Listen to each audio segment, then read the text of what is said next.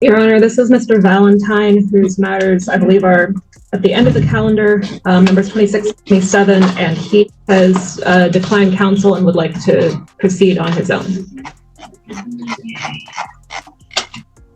I believe So my office had been this matter before. Yeah, Mr. Valentine, you had an attorney appointed and then you didn't come back the way we needed to come back way back in March.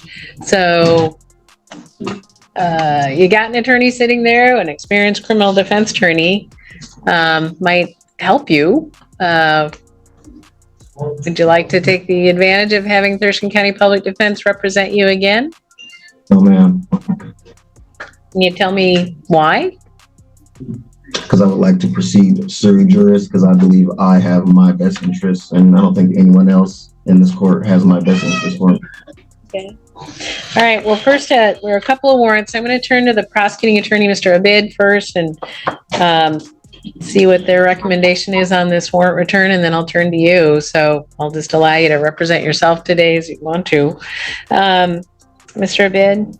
Your Honor, the state would object to releasing Mr. Valentine, and the alternative the state asked that the court set substantial bail on both of these matters. The first one, ending in the cause number 693, is a case, is an old case. Mr. Valentine, I'm seeing, has substantial failure to appear history.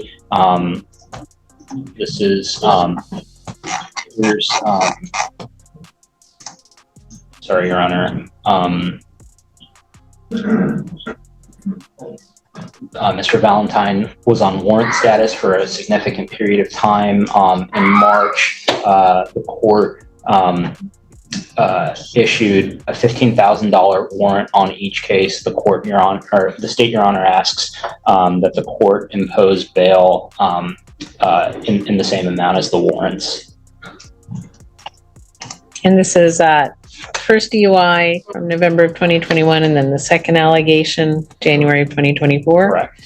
And were these, one, it appears, was an allegation of a breath sample of 0.14, and the other from 2024, do you know the allegation? My notes show that the 2024 allegation was included a refusal. Okay. All right. So, Mr. Valentine, what the state's asking me to do is have you post about $30,000 cash or a bond bail, and consider those same restrictions that were on you before, that you show up at pretrial services, that you stay clean and sober, you stay law-abiding, you give UAs, you be on a device that's attached to your person to make sure you're not consuming alcohol. What do you have to say? I object to that, Your Honor. I did make my best effort to show up at court, even when I didn't show up, because I was confused about the dates. The clerk told me the wrong date. I showed up. I gave the clerk a letter. I wrote a letter to the court, and I also wrote counterclaims and responses to the State Attorney General's office, and I got no response from either. I went to try to squash the warrant. They told me that they wouldn't squash the warrant. They wanted me to either turn myself in, or they wanted to get me to pay more bonds. I have absolutely no problem showing up and representing myself. As far as what was the next thing? As far as these charges that are against me, I wanted to be clear that I am not a person. I'm not a legal entity. I'm a living man, and I want to enforce my constitutional rights. I have the right to drive without a license. I don't need a license. The Supreme Court has proven that many times. And it is also my understanding that this is a Nisi Prius court, and I would like to implement Rule Nisi. If the prosecutor has a valid contract between us, I would like him to produce it. If not, I do not wish to contract with any members of this court. It's also my understanding that this is a Nisi Prius court, and I would like to implement Rule Nisi.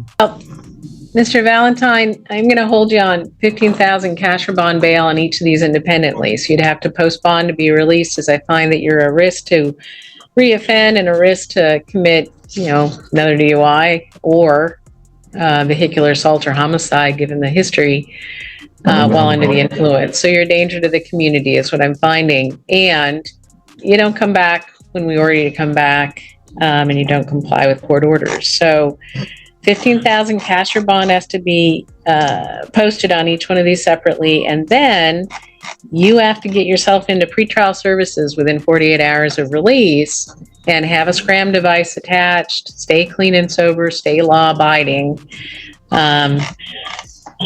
in order to stay out of custody. No alcohol, no marijuana, no non-prescribed drugs, no bars or taverns, and don't drive unless you have a good license and proof of insurance. I'm going to set another court date. We would do this. What jurisdiction is this court operating under, Your Honor? Thurston County District Court here in the state of Washington. Or what jurisdiction are you trialing me under?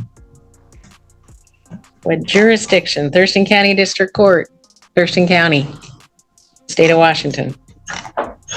That's not what, is this under a common law jurisdiction?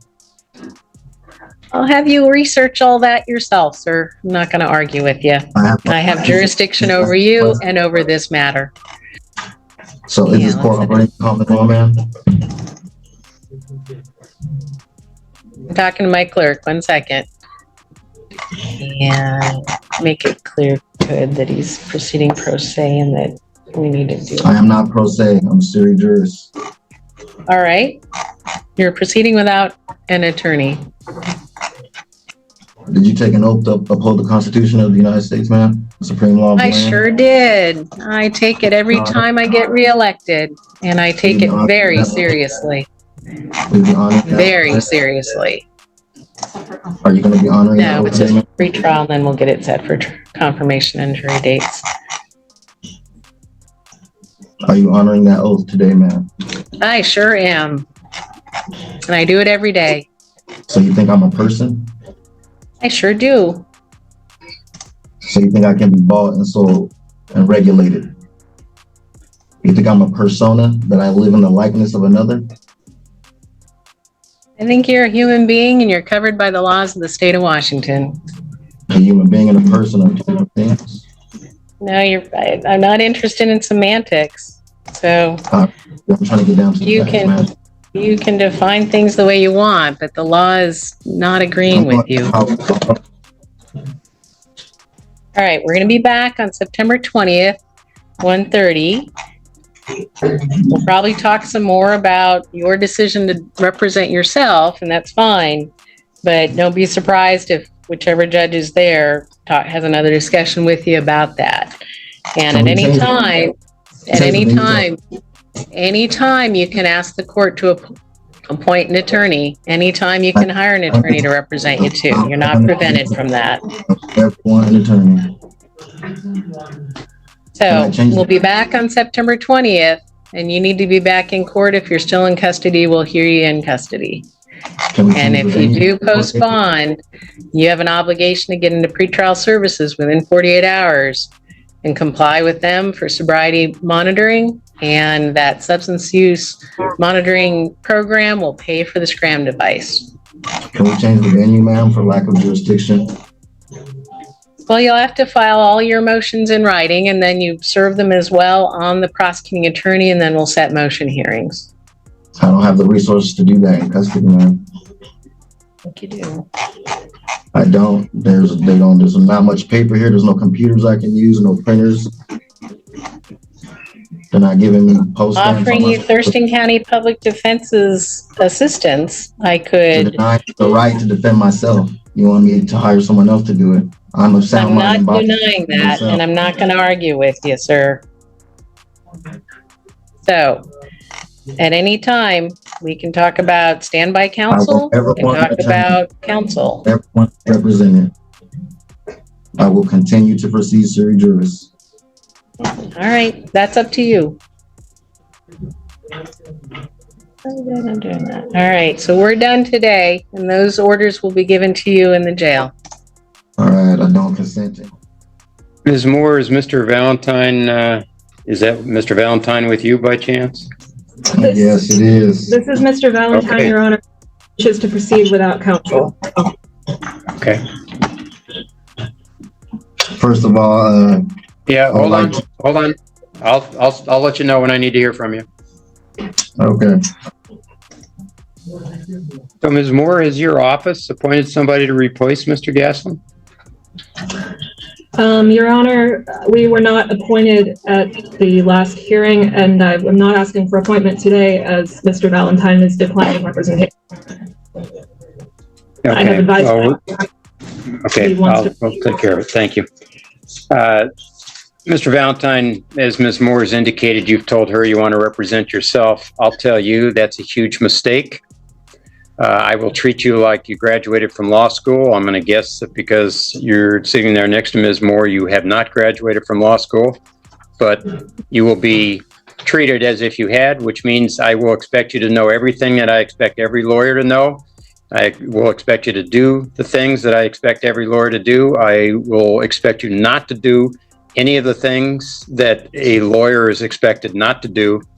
All that means that you haven't been trained in those areas, and yet I'm going to hold you to those standards. You would be making a bad mistake if you represent yourself, particularly because with two cases like this, you're probably looking at potentially up to 2 years in jail. So it's really important that you have good representation. If you were there, even if you had been trained as an attorney, I would say do not represent yourself. Lawyers know not to represent themselves. And there's a saying among lawyers that if you ever get charged with a crime, lawyers will say, it's a fool who represents himself. That is, even though they're trained to do that. So I would strongly recommend you not do that. You have the right to do it. I'll be very clear. I think you would be making a huge mistake should you do that. Do you have any questions about that? Do you have any questions about that? Are you attempting to intimidate me under the color of law? Do you have any questions for me other than that? No, I'm not attempting. I'm trying to make it very clear to you that I think it's a big mistake. I'm ready to proceed. Okay. All right. First of all, I would like to address we the people, and I would ask that they would all stand for a moment. No, People of special appearance. No. We're not doing anything like that. We're here on a pretrial. You have a confirmation hearing set for the 18th of October. Mr. Valentine, you have anything to say about that status? Otherwise, we're just going to close the hearing and move to that date. I'm going over judicial notices that I've submitted to the court. Okay. This is not a motion hearing. This is just a procedural hearing. And we'll just close out this procedure or this proceeding and confirm that your next court date is the 18th of October. If you wish to file a motion, you're going to have to do so in the appropriate fashion and get it before the court. It's one of those things that I've told you is why I advise you not to proceed representing yourself. I have filed judicial notices with the court.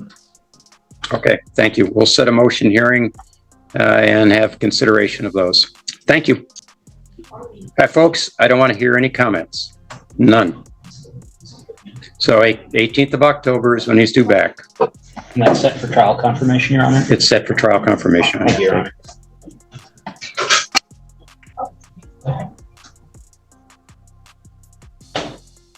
All right, guys, what you're about to witness is a courtroom battle unlike most judges encounter. The defendant, Michael Valentine, appears before the court facing multiple DUI-related charges and immediately makes it clear that he intends to reject legal representation.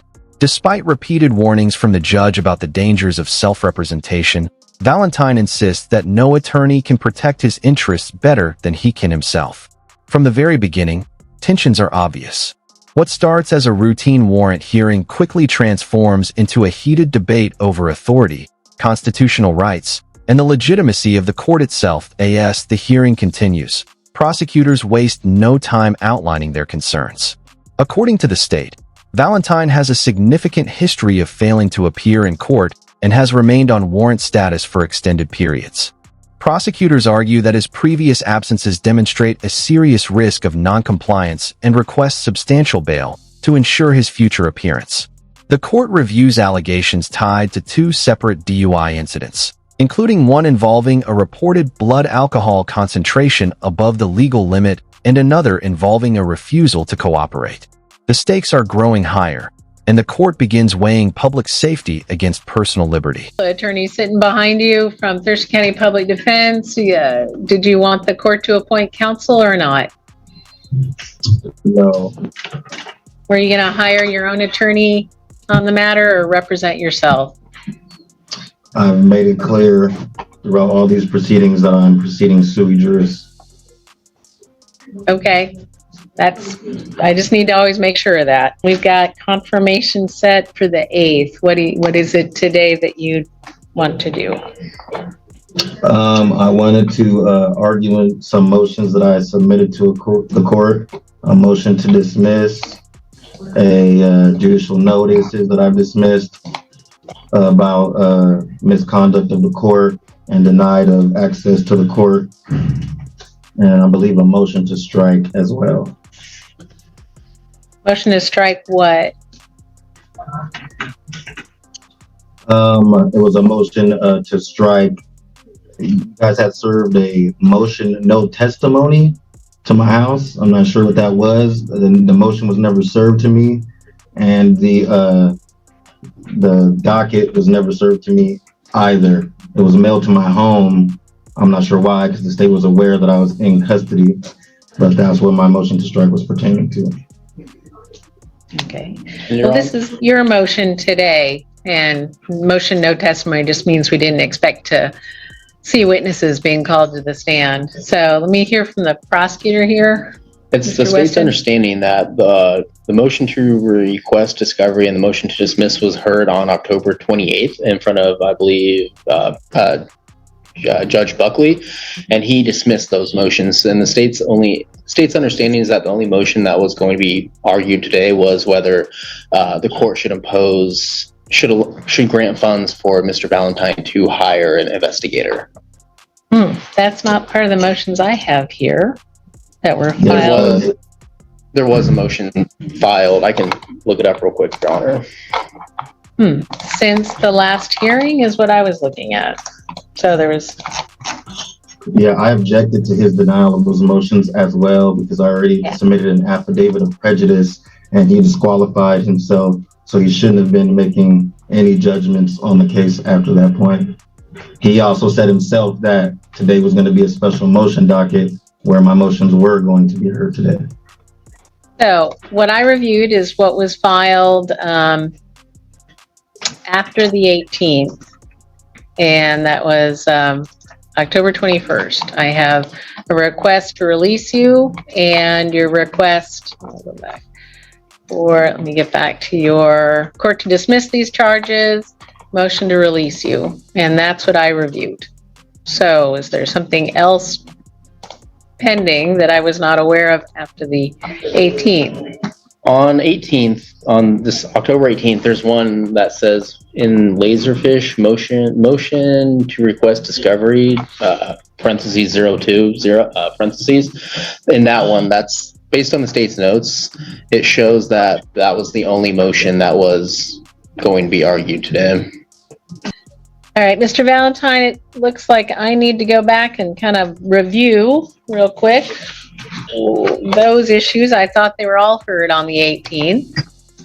And either you can just sit right there while I read everything here, or which is probably the best thing to do. So let me just review all that you've filed here again.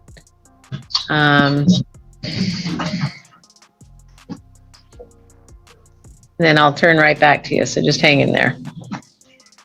So, just before I get to everything, Mr. Valentine, motion request, I guess you titled it to request all of the discovery in this case, but you say that it seems to me, maybe I'm misreading, one, that Michael Valentine had an attorney in the early stages of the hearings. Is that just a fact, or are you asking the court to appoint counsel? I'm stating a fact that at the beginning of these proceedings, I was working with an attorney. And then they never gave you the discovery. Okay. All right. Yes. All right. All right. Get it. That's the state's understanding as well, Your Honor. All right. I've had some time here to review and review what's been filed in the court file from the 18th of October on forward. as to your motions from the 18th on forward and the docket and your pleading. So, as to discovery, let me direct first to Mr. Weston on behalf of the state. Has all discovery been provided to Mr. Valentine? Correct, Your Honor. So on October 18th, 2024, Judge Buckley ordered that the state provide Mr. Valentine discovery. 5 days later, DPA Thompson himself drove to the jail and delivered all discovery material to Mr. Valentine, which included the citation, police reports, an offer sheet from our office, thumb drives of dash cams, and then the request forms for those dash cams as well. Okay, so a thumb drive that he could view those, a request form for the dash cams, what does that mean? That when there's a dash cam involved, such as here, our office generally has to send out a request for that dash cam, and that form is just a request asking Washington State Patrol to disclose their dash cams to us. Okay, but you provided a thumb drive that had those dash cams. Correct, Your Honor. Thumb drive of the dash cams. And all this information is what the state intends to use in trial against Mr. Valentine. Correct, Your Honor. Based on the subpoenas that I looked at recently that were sent out for trial, the trooper that's testifying is one of the troopers that is testifying. His dash cam would be on this drive. The police report of that trooper would have been provided in this discovery packet as well.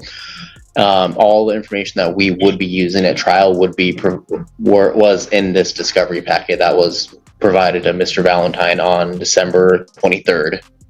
Was it provided before this at any point?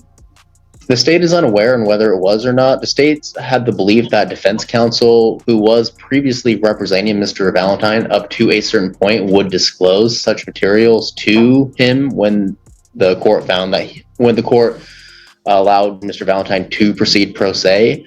But this state doesn't know why it wasn't provided to him from the prior defense counsel. But upon realizing that Mr. Valentine did not have the discovery, where things take a dramatic turn. Rather than focusing solely on the criminal allegations, Valentine launches into a series of arguments challenging the very foundation of the proceedings. He claims he is not a legal entity but a living man and insists that he possesses constitutional rights that supersede the state's authority. He questions licensing requirements, challenges jurisdiction, and demands proof of contractual relationships between himself and government institutions. The courtroom atmosphere shifts as legal procedure collides with unconventional legal theories, creating an increasingly tense exchange between the defendant and the judge. At this point, the judge firmly rejects Valentine's arguments and imposes strict conditions for release. Citing his prior failures to appear and the dangers associated with impaired driving offenses, the court orders substantial bail and numerous restrictions. These conditions include sobriety monitoring, alcohol testing, and compliance with pretrial supervision. The judge repeatedly emphasizes concerns about public safety and the defendant's history of disregarding court orders. Despite Valentine's objections and refusal to consent to the conditions, the court makes it clear that the orders will remain in place and must be followed. The state did provide such material at that time. And on the witnesses that you're expecting to call to testify, the substance of their information is included in that discovery? I would believe so, Your Honor. Based on the subpoena that was sent out, one of the witnesses are Trooper Benjamin Crabtree, one of a dragger technician, and because there was one of the charges is driving while license suspended, there is a DOL representative that it will be a witness in the trial as well. It looks like a witness list was provided while Mr. Gasling was Mr. Valentine's attorney back in the beginning of the year, at least March, I believe it was. So then, Mr. Valentine, as to that discovery, you thinking you're missing something or you should have something else in discovery? No, ma'am, I didn't receive the discovery in a timely manner. Counsel was ineffective in the discovery footage or the reports with me. I asked on multiple occasions to obtain the video so that I could build a proper defense. And they told me on multiple occasions that it had to be approved by the prosecutor and redacted, which never happened. I waited and waited, never happened. And after counsel's ineffectiveness, this is where I made the choice to proceed sui juris because I have my own best interest in mind. And it seems that the public defenders that were appointed to me were not assisting me effectively. And this was creating a manifest injustice. So now I have received it a few days before we're supposed to be going to trial. I have reviewed the footage, and there is fraudulent and misleading statements made by the trooper that I have already submitted a motion to suppress that evidence that I'm sure the court will be getting shortly. So we're a couple weeks before trial, or before confirmation. We've got trial scheduled the 18th, so we're 3 weeks out. All right. Yeah, I would ask the court that either the prosecutor or counsel be sanctioned or some remedy be met for the violation of the discovery rules. Well, I'm not finding there's a basis in your pleadings or what I've heard today to sanction anyone for a violation of discovery. So I'm not going to do that. And now you're also, I mean, I don't know if this was dealt with, but throughout your pleadings, you're concerned about this court, district court having jurisdiction over you. Is that still at issue, sir? Yes, there was some service issues, as I mentioned before, which for some reason keeps getting ignored. The state served my address knowing well that I was in custody. They didn't serve me the court docket for the last hearing. And that lack of service creates a lack of jurisdiction for the court. I disagree. Those are different issues. Go ahead, though. Maybe you've got something else there. What? Oh, I was just going to say there's also been a number of courtroom violations taking place, which is why the last judge ended up recusing himself. But beyond counsel being ineffective in mounting any defense, they convinced me to give up constitutional rights instead of enforcing any constitutional rights.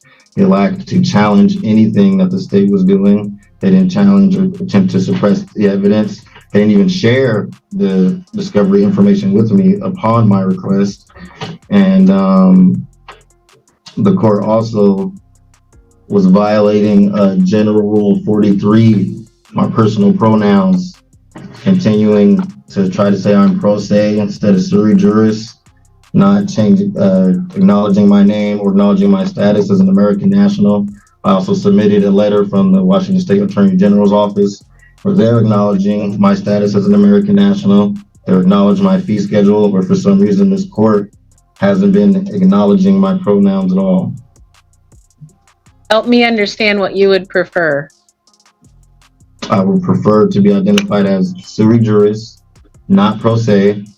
I prefer to be identified as Michael Valentine, grammatically correct, not in all capitalizations. I am not a legal entity. I am not a corporation. I am not a trust. I am a living man, not a male. Living man. And that's how I want to be identified, ma'am.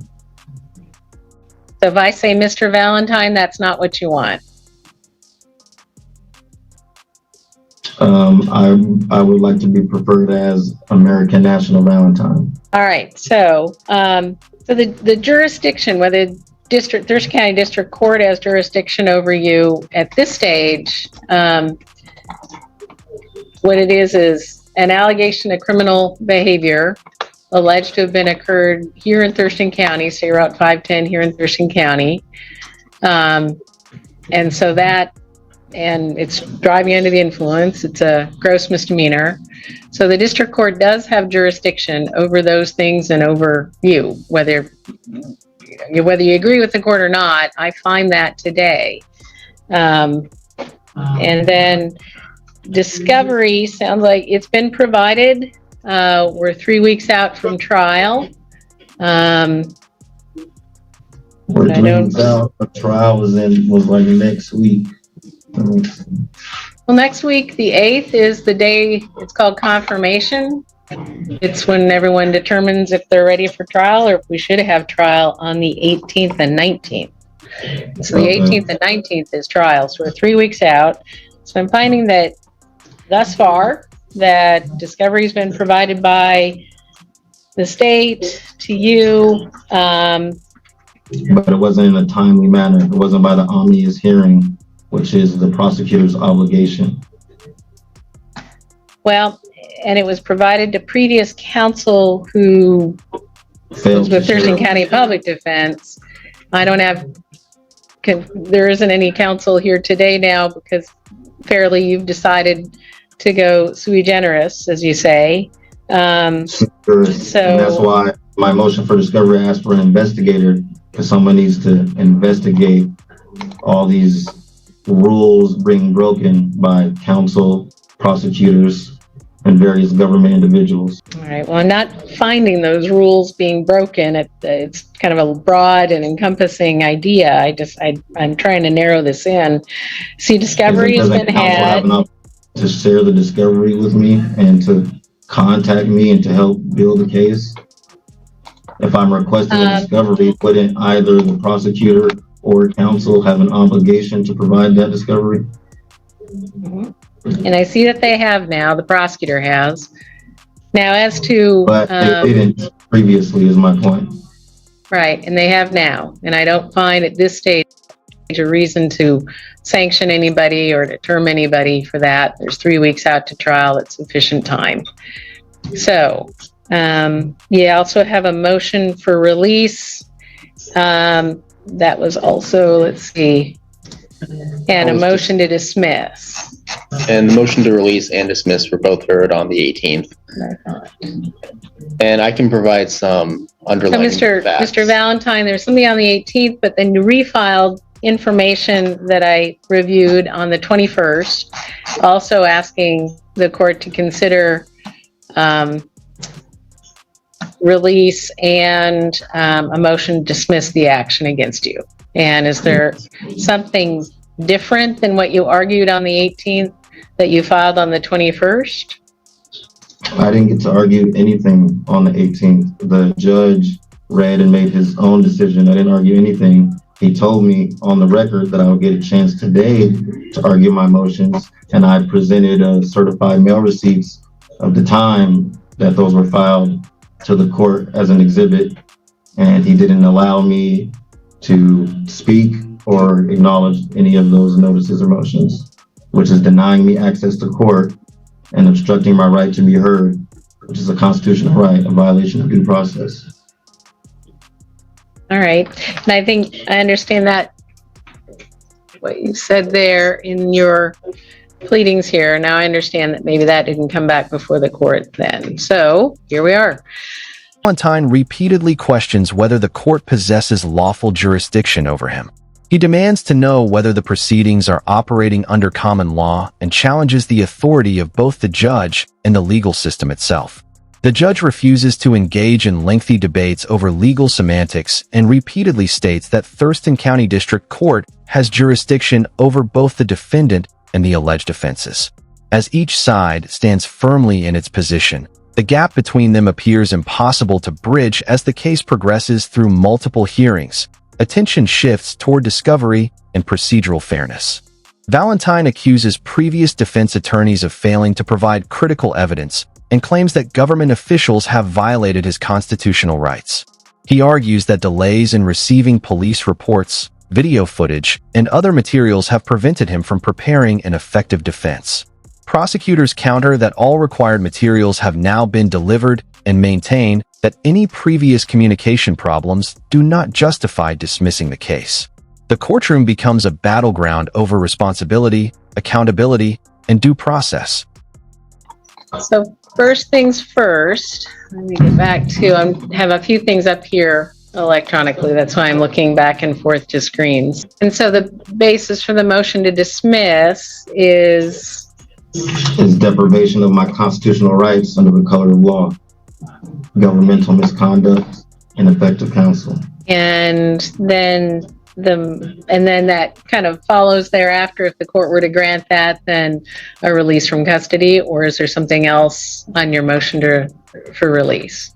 No release of, is there something else besides could you rephrase that? I'm not sure what you're asking. Sure. Well, it makes sense that if the court were to grant your motion, to dismiss, then you would have to be released. Is that what you mean, or is there something in addition? If the court were to grant the dismissal, if they didn't dismiss me, I wanted to adjust the release conditions so that I would have a better chance at defending myself if I were released from custody.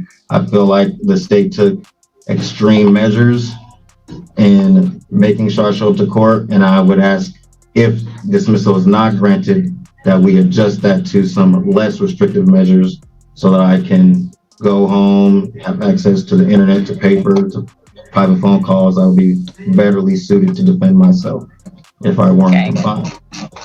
I got it. Okay. All right. Well, let me turn to the state on the issues of the request for dismissal and well, one thing at a time. There are two different motions, and then the release conditions. Your Honor, the state would strongly object to the court dismissing this matter. We're nearly 3 weeks away from trial. There's ample evidence to support that, to move forward with this. Additionally, an ineffective assistance of counsel claim is a matter for appeal. And so for Mr. Valentine to provide, to even file that, we would have to wait for the criminal trial to come to an end. Additionally, on the hearing on October 18th, Judge Buckley provided Mr. Valentine with resources. I remember watching the Zoom recording, and that Judge Buckley informed Mr. Valentine that he would be provided with legal resources that would help aid him in mounting a defense against the state. So the state would wholeheartedly object to the motion to dismiss. Regarding the conditions of release, we also talked about Mr. Valentine brought this motion, the same motion, on the 18th, where the court denied that motion as well.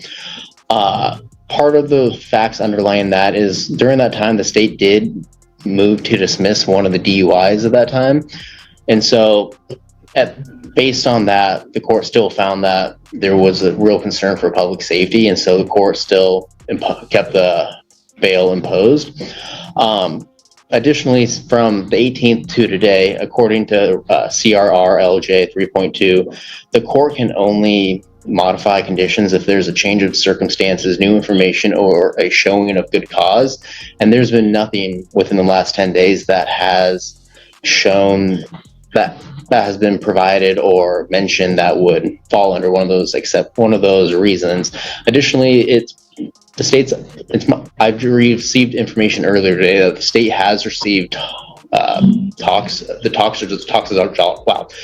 report from the DUI that we dismissed a week on the 18th. Well, let's stay on this case alone. And so the state would have some real concerns on whether let's just stick to this case and not bring in any other facts from any other case. So based on that, there's been no change in circumstances, new information, or showing since the last hearing we had on October 18th. The state would object to reconsidering conditions of release. Additionally, the motion, no, never mind, Your Honor. We would just object to the motions being reconsideration of the motions, reconsideration of the conditions of release. Mr. Valentine, anything else? Yes, ma'am. I would like to say, first of all, that the prosecutor shouldn't have held me or pressed those charges in the first place if they didn't have sufficient evidence for a conviction that created a prejudice status in my case. There's been many other individuals who were booked who... Are you also talking about a case that's not this case, or is it this matter you're talking about? I'm referring to how the prosecutor had other charges pending which was a condition I'm of not what going to came- consider any other charges, either side. Let's focus in Okay. on this one and this one alone. Okay, so Not- for the charges, I would be challenging the evidence that the state has. I don't believe they have probable cause. The trooper is claiming that I almost struck him. I did not almost strike him. And it's clear that there's discrepancies between his report and the video footage that I observed. I am not a danger or threat to public safety. I caused no harm. I cooperated with police. I pulled over when I was asked. I've been operating in good faith and have come to court and tried to resolve this to my best effort. I did a DUI impact panel. I was on an ankle monitor, and I've been in here for multiple months now. I think I've shown that I am operating in good faith, that I am trying to get this resolved as soon as possible, and I would ask that you consider that. And if I may add, Your Honor, I was never cited for any traffic violation. The state trooper made an assumption claiming I almost hit him. His back is to the camera as I'm passing the vehicle. I did my due diligence and gave him room because they're standing right on the shoulder line of the side of the road. I moved over and gave them plenty of room and went around them, and that's clear in the video that I was never close to striking his vehicle or the pedestrians on the side of the road. So disputes as to evidence, I mean, that's why we have trial scheduled. You'll have an opportunity to cross-examine all witnesses that are brought by the state, and of course, any witnesses will be available to both sides so that American National Valentine has the opportunity to question them. So who's on your witness list stays on your witness list. I found that discovery has been provided. I'm not finding it's untimely, given the 3 weeks we have till trial. As to release conditions, the unfortunate part is I'm not going to change those conditions of release. They've been reduced to 5,000 cash or bond, and that you stay clean and sober and law abiding. And but given the amount of time we've had to issue warrants to get you back before the court, that's really a big part of why you have to postpone to get back in, and also because DUIs do pose a danger to the community. So denying your motion to dismiss, there's nothing before the court here. I think you're going to have this opportunity to question and present evidence at trial, and that's what that's for.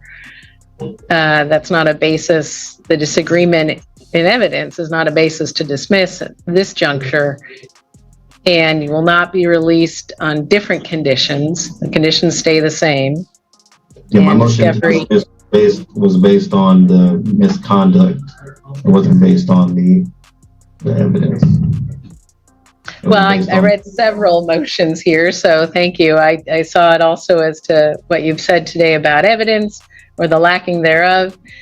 Misconduct, I haven't found any. I don't have enough evidence here to show that anyone was acting wrongly. If there is an ineffective assistance of counsel from before you chose to go representing yourself, then you would have to show how it applies if you're convicted, how it applied to that conviction, and if there was, in fact, ineffective assistance of counsel, but you're representing yourself. So that's, and it doesn't make a whole lot of sense right now. I'm not doing that because counsel was ineffective, and the last judge denied me access to court and obstructed my constitutional right to speak.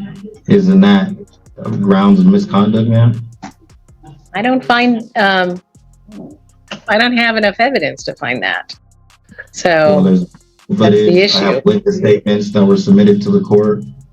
My family showed up at court and witnessed the judge not let me speak, not let me present my judicial notices or motions, and it's also recorded that he did such. So I know you disagree with the court's decision. To the fact it was misconduct?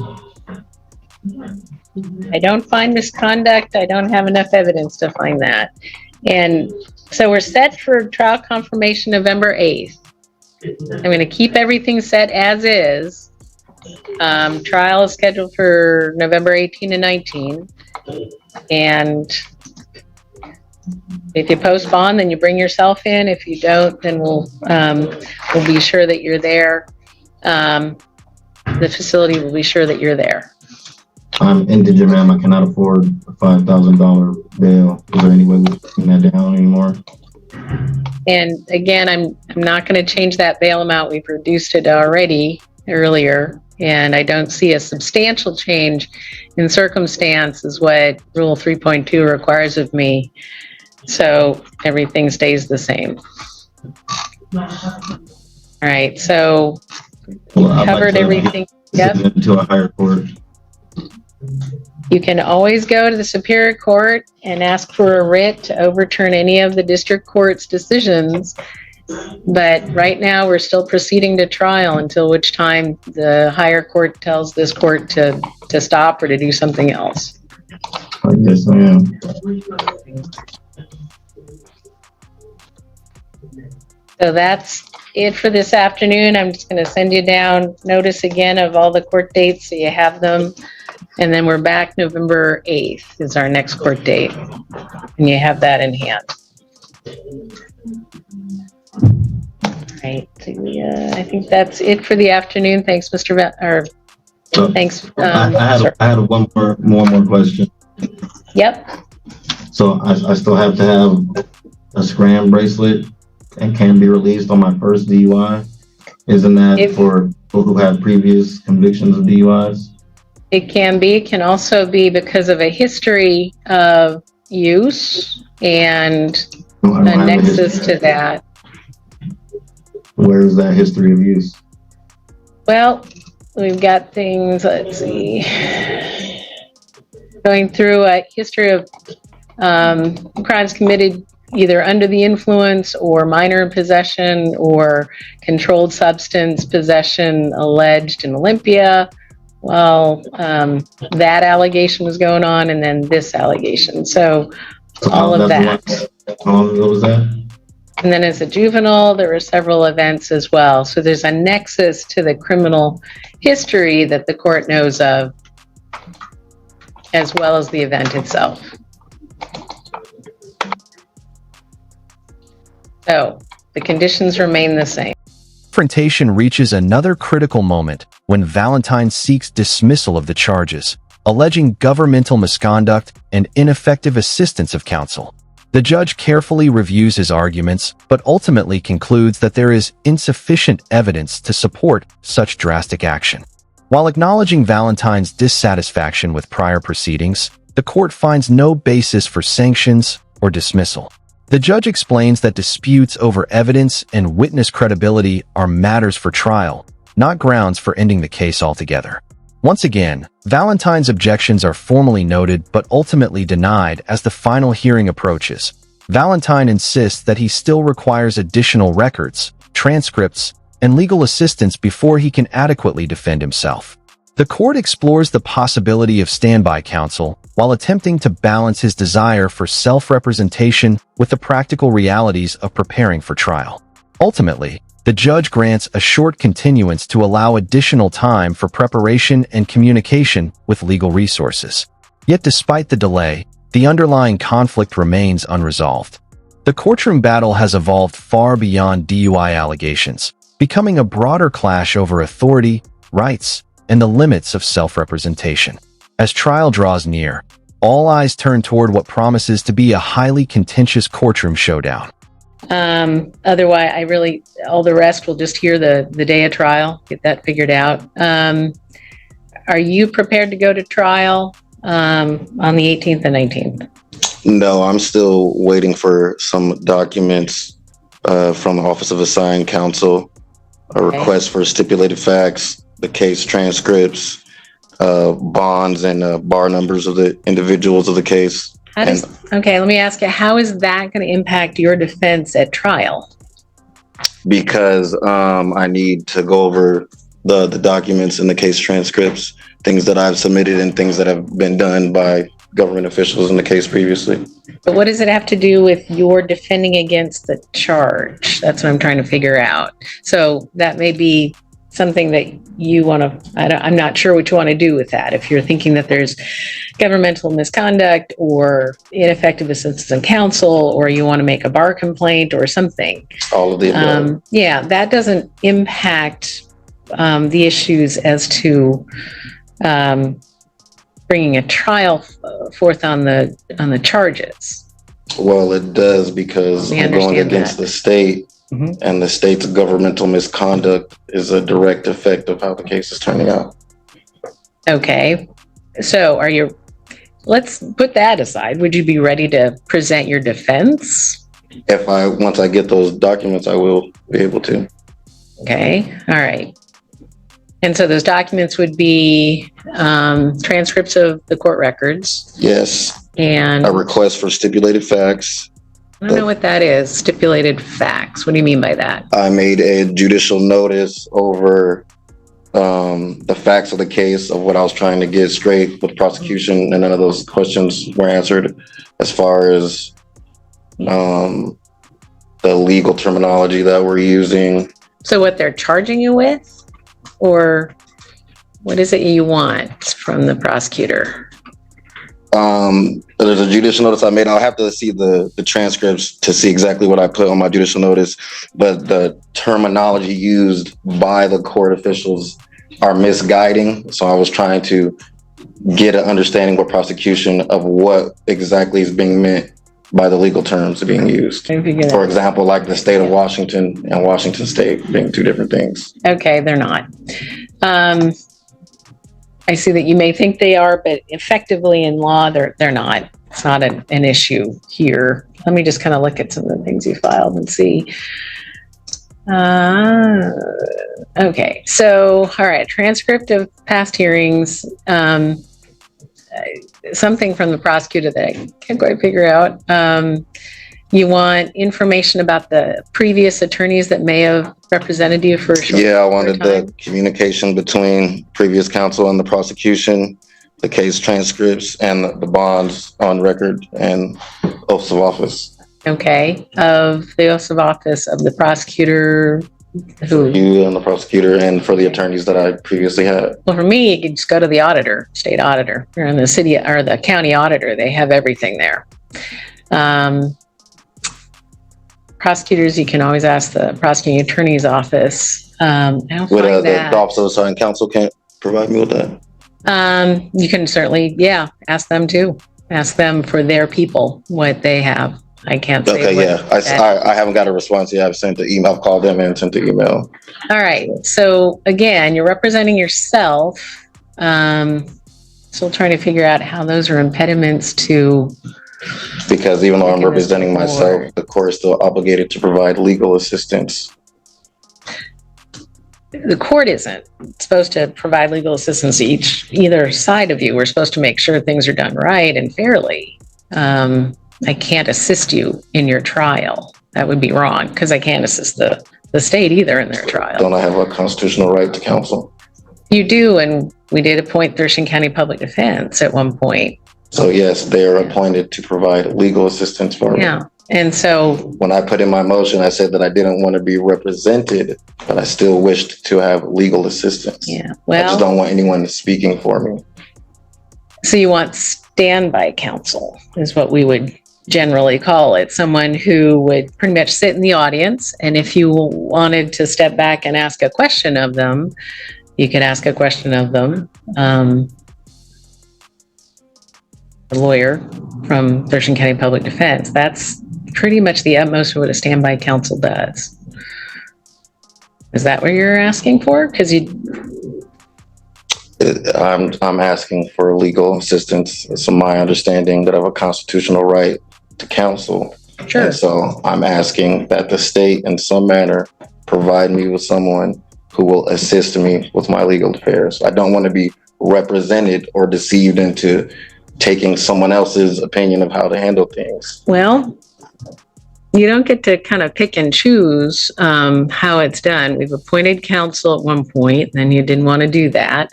I could potentially, and I can't speak for the Office of Assigned Counsel. You know, they're the executive branch of government. I don't run their office. I simply find if someone is indigent or qualifies for public defense and say, yes, they can have one, and then that agency takes over. But at this stage, so, When I was made pro se, that is what Judge Brant Buckley had discussed. He said that I wouldn't have counsel represent me, yeah, but that I had legal assistance. I so communicated with Office of Assigned Counsel. They assigned me someone, they did? to help Okay. me. So I didn't know as that. far as I knew, that's what was going on. All right, have you talked then? I'm kind of wondering why someone's on here. All right, so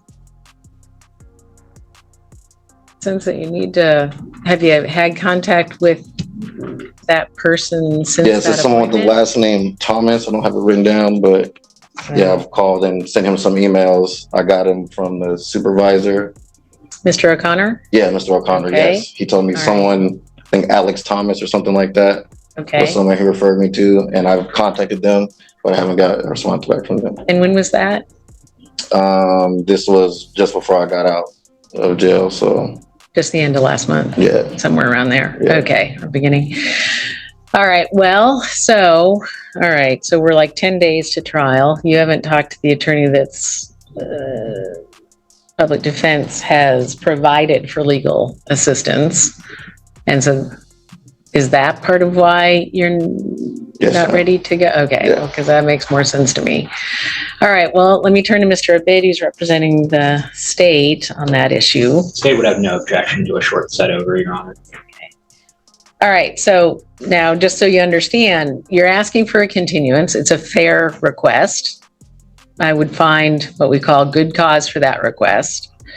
But that would put us into an excluded period under the time for trial rules. And we would set another confirmation date, and we would set it, actually, we'd set a motion date, confirmation date. Let me look at these motions. Motion date, confirmation date, and a jury date. We'd send those to you in the mail. And if you'd like a text message reminder, we'd send you one of those too. And then going to go on the process. And then at that point, then you contact, I would think you would want to contact Mr. O'Connor's office and be sure that you can hook up with the person you need to and discuss all of this with them and then be back. But we're going to set that motion hearing so that we have everything done. Now, you filed everything. You filed a lot of motions. You've got everything filed. State needs to respond, and then the court will hear from both sides and make a decision. Okay. All right.